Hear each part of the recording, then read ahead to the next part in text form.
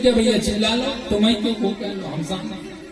और जैसे पत्नी को फैस बने तो पति अर्थ बन जाए, तब क्या ग्रस्त जीवन आनंद पूर्वक चलेगा।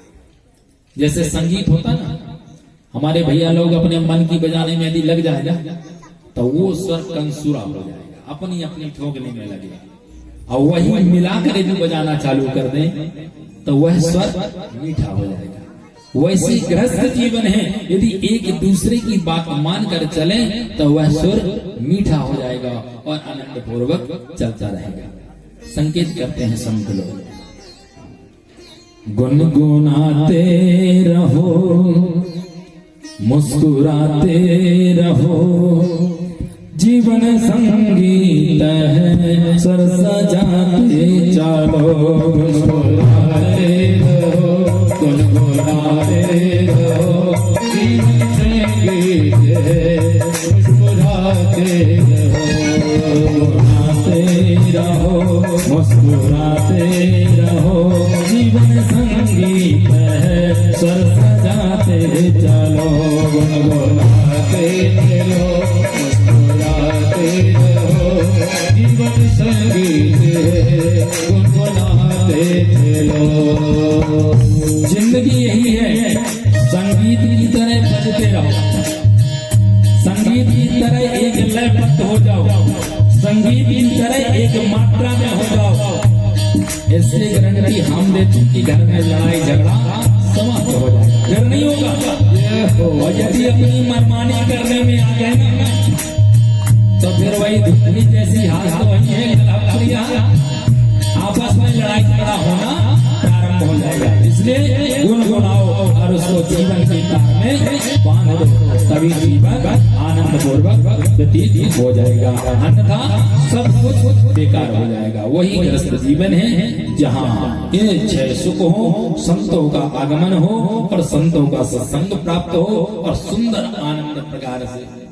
रबड़ी हो तो अच्छी बात नहीं, शक्कर ही सही, प्रेम से बोलो राधे राधे, मिष्ठान्न खाने को प्राप्त हो। ऐसा गृहस्थ जीवन आनंद पूर्वक व्यतीत होता है। अवधूतों की गति श्री प्रहलाद जी महाराज ने बताया, और अवधूतों की गति बताते हुए चार आश्रमों का निरूपण करते हुए अंत में स्वयं मनो, सरोचित मनो, उत्तम मनो और तामस मनो की कथा को बताते हुए गज और ग्राही की कथा को बताया। आसीद गिरिवरो राजन् त्रिकूट इति विश्रुतः, क्षीरो नादे वृदान् श्रीमान्योजितर्जितः।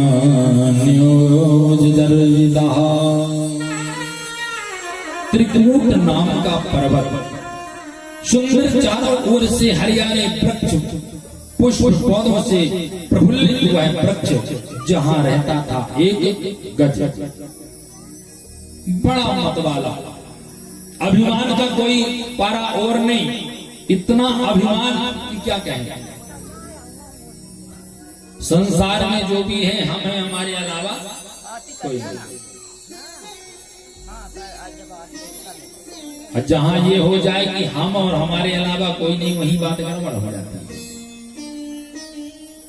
चलता तो छोटे मोटे जीवों को कुचलते जाता, मारते जाता, और अभिमान में बोलता भैया कोई कष्ट तो नहीं।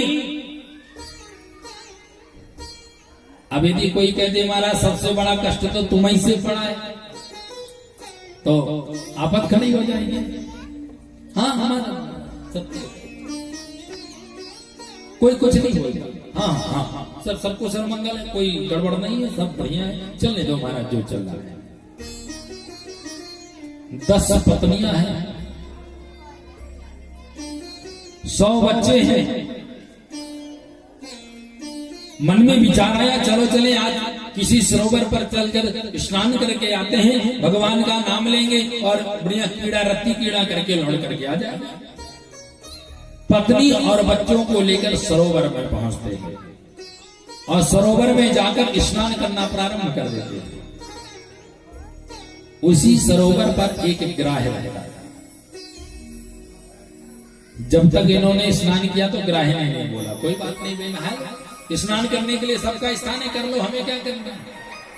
लेकिन स्नान करते करते करते करते जब ये रति कीड़ा करना प्रारंभ कर दिया, पूरे सरोवर का जल उथल पुथल होने लगा, तो ग्राही ने कहा बताओ मेरे घर में आके ये उल्टा सीधा कर रहा और मेरे ही घर में आकर उथल पुथल कर रहा और मैं इसको क्षमा करूं तो ये हो कैसे सकता है। ग्राह गया और जाकर गज के पैर को पकड़ लिया। जैसे पैर को पकड़ा तो इसने ध्यान नहीं दिया, अरे जाने दो कोई बात नहीं, छोटा मोटा की होगा, अभी पैर फटकारूंगा बाहर आएगा, क्षमा मांगेगा, महाराज गलती हो गई क्षमा कर। लेकिन ज्ञान नहीं कि वो जलचर है, जल में उसकी शक्ति अधिक होती है, उससे जीत पाना मुश्किल है। लेकिन ध्यान नहीं दिया, पत्नी के साथ पड़ा ना उसे, लेकिन ग्राह धीरे धीरे पैर को खींचना प्रारंभ कर दिया। वह ग्राह जब धीरे धीरे गज को अंदर ले जाने लगा, जब सूर्ण बची डूबने को, तब अपने पत्नियों को पुकारता है मेरी रक्षा करो, पुत्रों मुझे बाहर निकालो। पत्नी बच्चे सब सूर्ण पर सूर्ण लगा करके खींचना प्रारंभ किए, लेकिन तिल मात्र भी उस ग्राह को बाहर नहीं ला पाए। पूज्य श्री शुक्राचार्य जी ने कहा राजन 1 वर्ष तक पत्नी और बच्चों ने उस ग्राह गज को बाहर निकालने का प्रयास किया, लेकिन वह बाहर तिल मात्र भी नहीं आया। और जब बाहर नहीं आया तो बच्चे पिताजी को छोड़े और चल दिए। पुकारा, गज ने पुकारा, अरे बेटा कहां जाते हो? अरे महाराज आप बाहर नहीं आओगे तो क्या आप ही को निकालते रहेंगे और काम धाम है देखेंगे। पत्नियों से कहा देखा आधा पेट खाते थे, आधा पेट हमारे बच्चे भूखे थे, उनको खिलाते थे, आज देखा जब कष्ट आया तो हमें छोड़ करके चल दिया। 10-5 दिन पत्नियों ने और साथ दिया और पत्नी भी छोड़कर चल दी। पुकारा देवी तुम कहां जा? अरे महाराज जाते हैं, बच्चों को खाना पीना बनाएंगे खिलाएंगे, आप नहीं निकलोगे तो कब तक पड़े रहेंगे आपके साथ। पत्नियों ने भी साथ छोड़ दिया।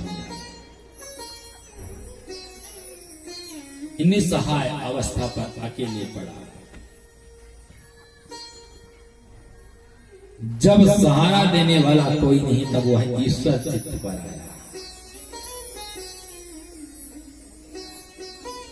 एवं व्यवस्थितो बुद्धया समाय मनोहति जजाप्य परमं जाप्य प्राणमच्युतः। हे प्रभु आप हमारी रक्षा करो, हम आपकी शरण पर आए हैं। विचार करना कब ध्यान दिया? जब पत्नी और बच्चे दोनों छोड़ करके चले गए। और यही स्थिति हम आपके साथ भी होती है। एक संत बहुत अच्छी बात कहते हैं, जब व्यक्ति मरता है उस समय का वर्णन उन्होंने किया कि मरते समय व्यक्ति का कौन होता है। अभी हम कहते हैं ना हमारे पत्नी, हमारे पुत्र, हमारे बच्चे, हमारा इतना, अरे हमको दुनिया से क्या मतलब, सबसे लड़ाई कर लेते हैं। लेकिन ठीक है भैया, पुत्र हमारे हैं, पुत्री हमारी है, शरीर हमारा है, घर हमारा है, तो हमारे साथ हर जगह जाना चाहिए ना, हमारा साथ देना चाहिए। लेकिन क्या कोई किसी का साथ देता है? नहीं देता। पिताजी की मृत्यु हुई तो बेटा ने पकड़ा हाथ और ले जाकर सबसे बाहर वाली परछियों जमीन में पटक दिया।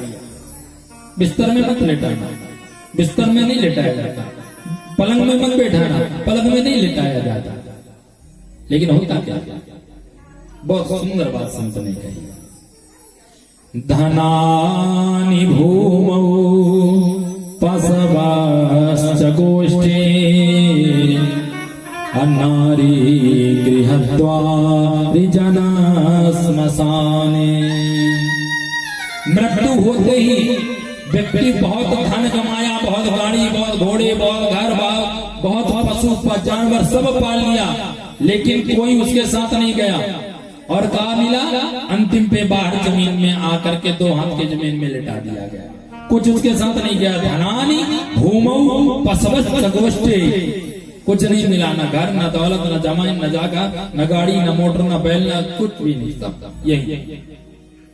ठीक है भैया, ये तो मान लो अस्थाई है, गाड़ी है नहीं जा सकते साथ में, लेकिन पत्नी तो अपनी है, अपने साथ जाना चाहिए। पुत्र अपने हैं, अपने साथ जाना चाहिए। लेकिन नहीं, संत कहते हैं कौन कहां तक जाता है।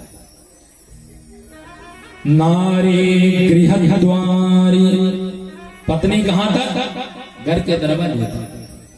नारी गृह द्वारी जन स्मशाने, लोग सगे संबंधी नाते रिश्तेदार भाई बहन पुत्र कहां तक?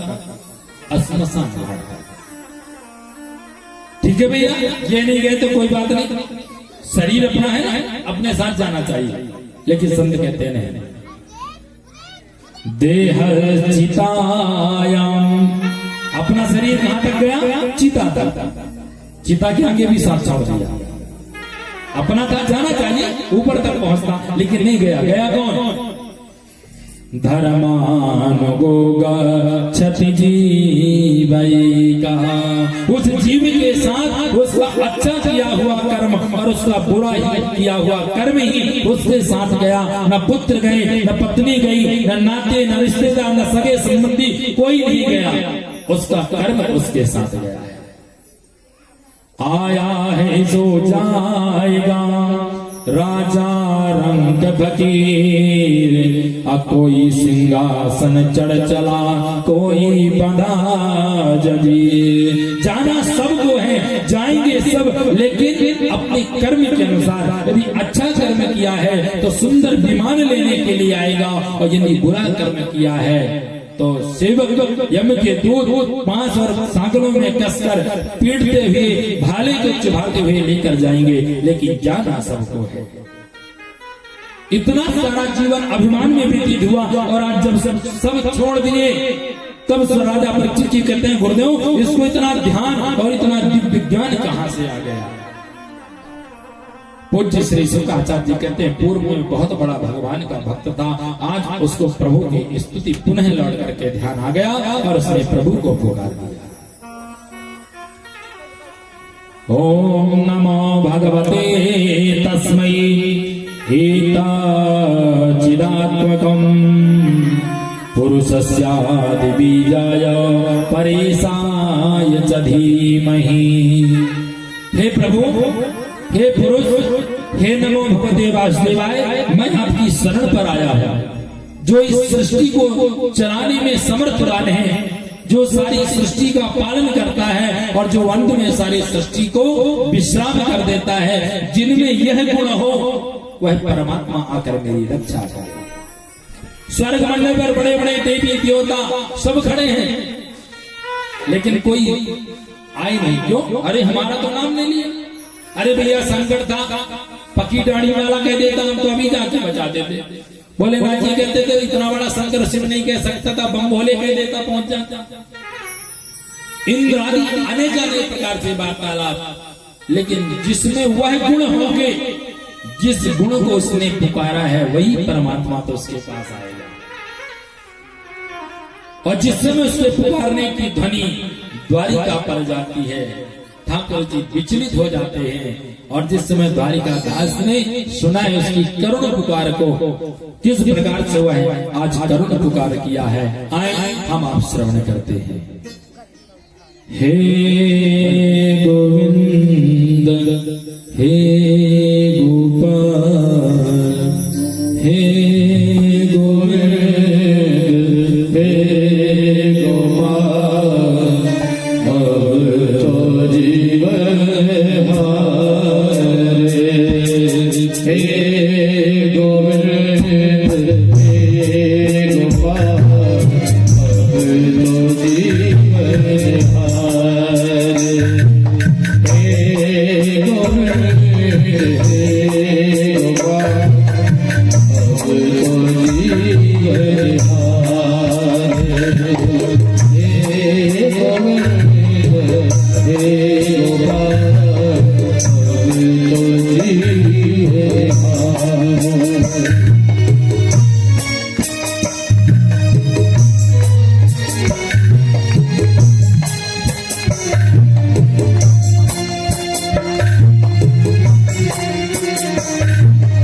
मेरे पीर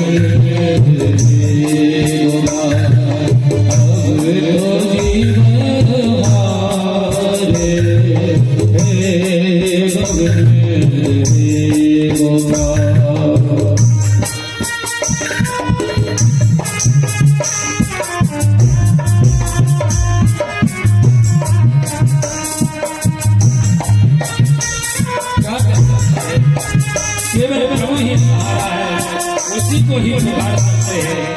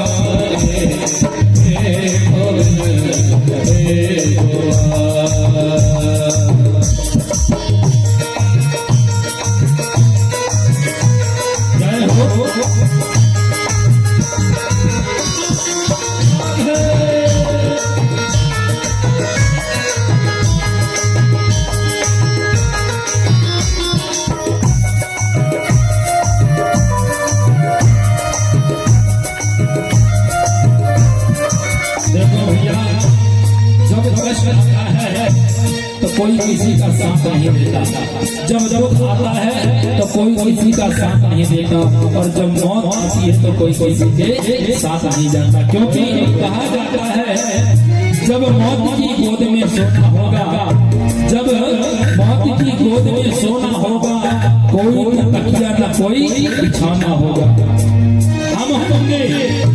हम होंगे, हमारी तन्हाई होगी, और एक संसार का कोना होगा, और दूसरा कोई नहीं होगा।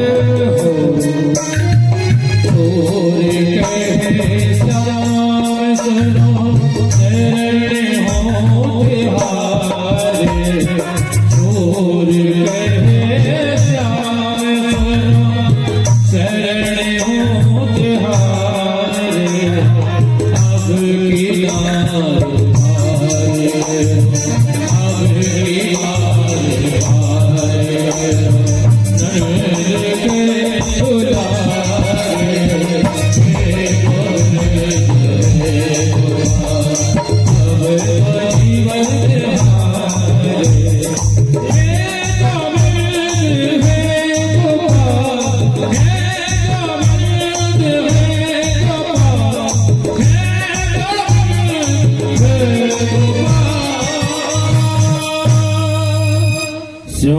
सह प्रवेशमवाच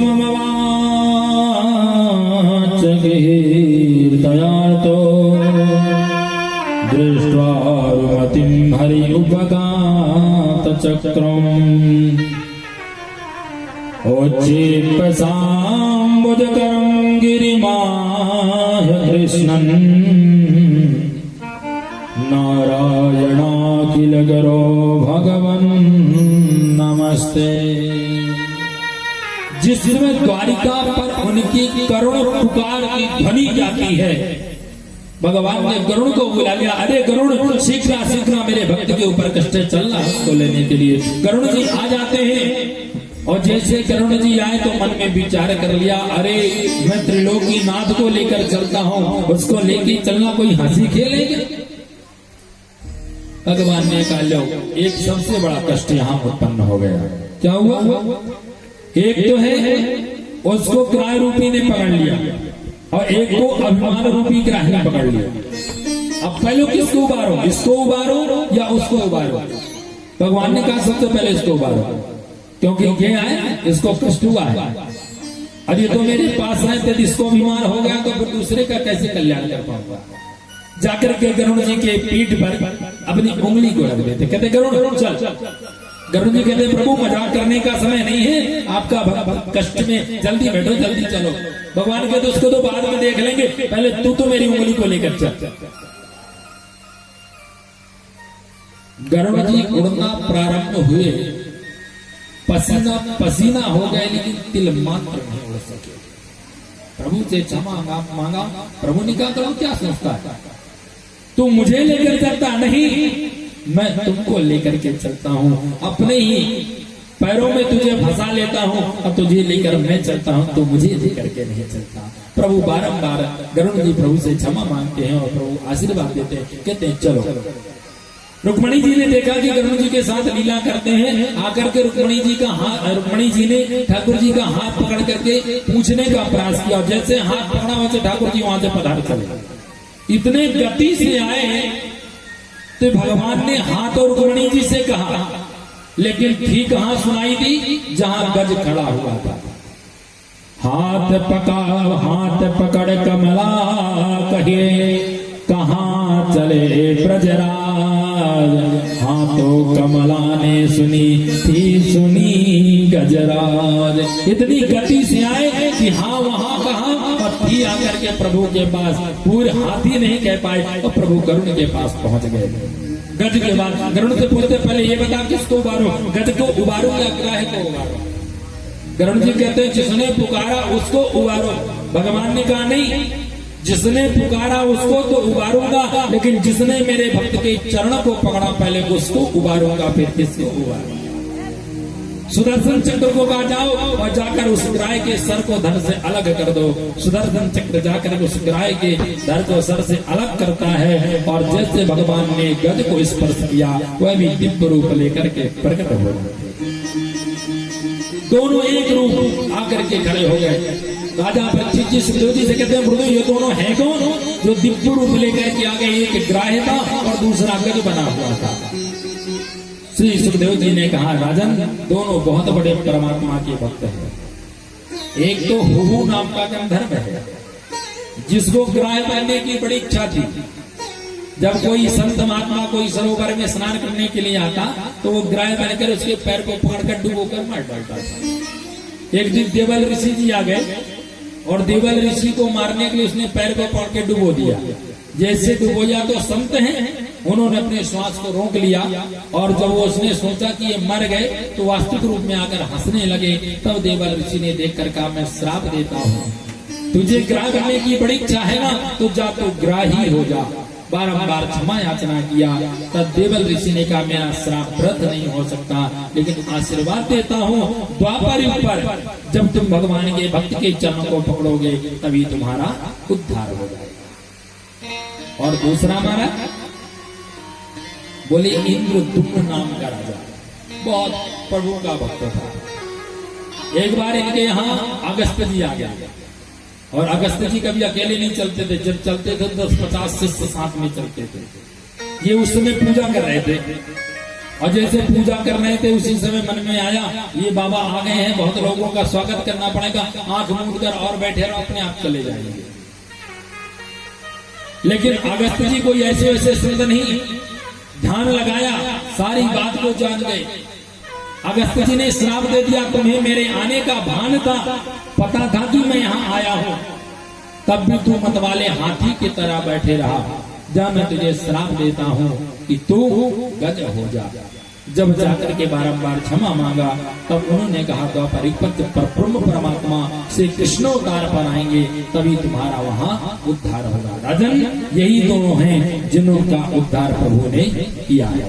प्रभु जी ने इन दोनों का उद्धार करने के पश्चात देवताओं को ब्रह्मा जी के पास जाना, दुर्वासा जी के श्राप के कारण देवताओं का पतन होना, जब पतन हुआ है तब तक देवताओं का कुछ ना कुछ कारण अवश्य बना है, क्योंकि देवता अपने से कुछ किए नहीं। कोई यदि अच्छा करता था उसमें बाधा पहुंचाने के लिए इंद्रादि सब पहुंच जाते थे और अंत में उन्हें श्राप को भोगना पड़ता।